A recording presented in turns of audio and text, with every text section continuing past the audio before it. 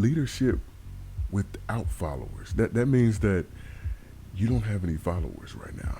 And then, someone might take that to be that you're not valuable or what you're doing is not valuable. It's not going to be worth anything because nobody's following it. Nobody's adapting it. Nobody's doing it. But, I would have you to think differently today because, I really believe that there's periods of time to where you're not going to have followers, especially if you're really pioneering and you're really going after these new dimensions and new things, new pathways. You're not going to have followers going down these new paths. It's not going to be something that's going to be already laid out, like a laid out path. It's going to be something that you are blazing your own. You're not going to have followers during these moments. And so I want to talk about that because anytime you're building something new, you're creating something new, well, nobody's done it before. So no one really knows you're pivoting. You're in those moments by yourself, right? You're going to be by yourself as a leader, going forward on something and pioneering something no one's ever seen before. We are going to talk about leadership without followers. So, we're challenging that conventional notion. And, if you just look at history, we've had pioneers that have gone off and looked for gold and found more than that. We've had other people that have gone to find new countries, new lands. They've gone out on a boat. We're going to come back to that. But they've gone out on a boat and they've literally went to venture off. They discovered things that we've never discovered before. As a leader, an innovator, isn't that what we're going to go do? We're trying to do that every day. We're trying to venture off into these new paths that lead to new lands because, hey, it might lead to gold, right? And it's okay. It's okay because that's what people want, something to strive after. They're on the road to innovation, whatever. Hey, that gold is whatever it is to you. We talk about meaning and innovation. That's what you're after. You're after it. You want that innovation. We have these unique challenges and opportunities that lie before us. As creative educational leaders, it's really important to look at things in a way that you can get the most out of every angle, right?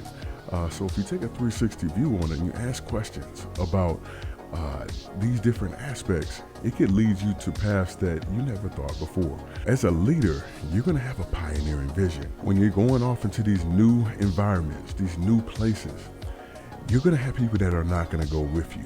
It may be everybody. There's been some crazy visions that people have, right? Crazy visions that when you first hear them, you kind of dismiss it because you're like, well, what is this? How could this actually happen? I bet that happened the first time somebody pitched the internet, right? Literally, you're thinking, how are we all going to be able to connect if I'm from here and you're from there? They probably weren't able to just understand it. So when you look back on history, there's things that happen, there's things that are built that you are amazed that happened and that were built because you really didn't see it. You didn't see it. When you're pursuing this vision that maybe you won't have followers for, you need to make sure to have resilience because, it's a lot to really not have the support around you because I know some leaders need the support. And so if they don't have the support, they don't go down that way. But what if you had not only a good idea, not only a great idea, but a God idea, and you knew you had to do it, and you had a purpose behind you, and you had a passion, and you had a will, not your will, but God's will behind it. And so what if you did? Would you go ahead and embark on it alone? We're going to talk about this in a second because there's some biblical leaders such as Noah who literally built an ark without rain anywhere in sight. And not only that, it hadn't been rain for some time. And, people were literally looking at him like, what are you doing? Why are you building this ark for your family? But it was the Lord that told him. We're going to see it in the scripture. We're going to go to Hebrews 11:7, and where it states, by faith, Noah, when warned about things not yet seen, in holy fear, built an ark to save his family. By his faith, he condemned the world and became heir of the righteousness that is keeping with faith. Guys, this is powerful. This is powerful because let's just break this down. By faith, Noah, and like I said, that the Lord imparted that into his spirit. By faith, Noah, when warned about things not yet seen. Are you telling me that you can be warned of things not yet seen? I mean, a lot of times people go off of what they see. They go off of what they see. These things not yet seen. I mean, could it be that these things not yet seen are not only important, but could be related to your destiny? But when warned about things not yet seen, in holy fear, built an ark to save his family. And so an ark, a boat, and we come back to the boat, right? To save his family. It hadn't rained in so long. I mean, if you go back and get the context of this, hadn't rained in so long. So people are kind of like, why are you building this? Because we're not seeing it. We're not seeing it. We're not seeing it, right? So things not yet seen. Other people are not seeing it, but Noah sees it. By his faith, he condemned the world and became heir of the righteousness that is in keeping with faith. And so, this is a righteous act. A righteous act. And we're talking about keeping with the faith and going on that path with no followers. Just think about it. No followers. A lot of people wait for followers. They're literally waiting to see what everybody else thinks. Let's see what everybody else thinks. But what if, by faith, no followers, you struck out on a path, on a direction that was led by God? It was a God direction, a God idea, a God thought, by faith. What if you didn't have followers? Leadership without followers. So, creative educational leader, what if you led no followers? You started building it. You started creating it and building it like the ark, right? You started building it. People are going to laugh at you. They're going to laugh at you. They're literally going to laugh at you because they're like, we don't see it. Things not yet seen. Not yet seen. And you're building it. You're building it. They can't see it. Nobody can see it. When they see the ark, they're going to laugh. But hold on. What about the flood? What about the flood? So, if you know anything about this story in the Bible, there's a flood. And that's what this ark is being built for. Things not yet seen. Not yet seen. The Lord doesn't tell us everything about what's going to happen. It's not like he told Noah everything.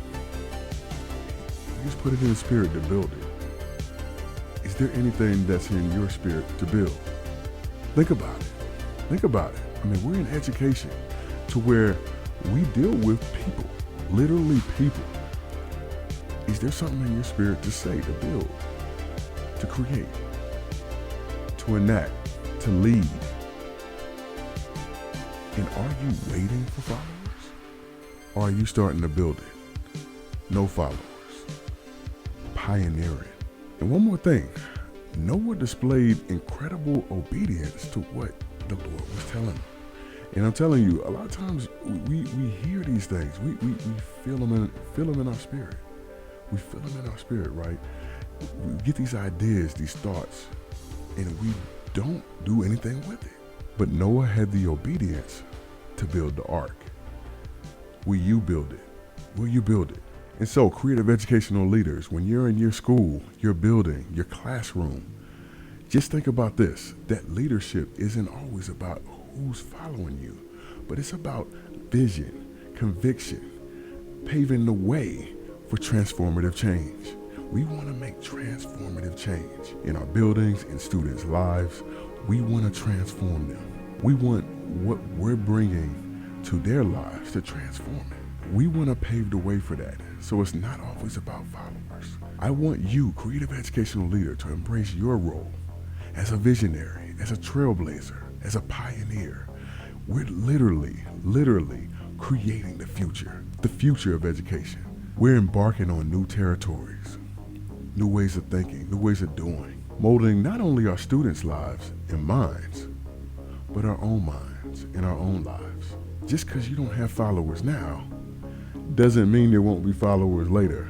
Just think of the people that wish they had built their own ark. Just think of it. After they had laughed at Noah and then the flood came, they were wishing, I wish I had built an ark for my family. The flood is coming. Are you building what you need to be building now? Are you distinguishing yourself? Are you asking the right questions? As we are in this workforce, the flood for us is the fourth industrial revolution. This is where AI, autonomous robots, machines, they're going to be overtaking not only the workforce as a whole, but I want to bring it closer to you. It's going to be overtaking our workforce. Just think about it. We need to be consistently innovating our thinking and what we're doing for students. That flood for us is coming, and you need to be prepared for it. When you're ahead of the curve, when you're an innovator, you're going to see this. You're going to see it. But here's the thing. The followers will come. And as a true creative educational leader, you've got to know that embarking on new territories, new paths, new ways of thinking, and leading into the unknown where no one follows you initially, trust me, they're going to follow. And not only are they going to follow, they're going to reach that transformative change that they've been wishing in their lives. And speaking of change, I've got something for you. I've got something for you that you could have today. It's the Thought Innovation Checklist. 10 questions for creative educational leaders. And these 10 questions can take you from that problem you're facing to innovation. Because all innovation starts with a question. Questioning, hey, does this still have to be the way it is right now? And that's what we're not doing today. We're not asking questions. I wanted to just inspire you to keep pushing the boundaries of innovation in education. As a creative educational leader, you have to have courage and perseverance, because if you're doing a different thing like building an ark when no rain is even happening, then you got to be able to persevere through that time where people are pushing against your innovation, your thinking, your new ideas. And I'm telling you, you've got to be able to persevere. So, thank you guys for being here today. I enjoyed our time together. I look forward to seeing you soon on the road to innovation.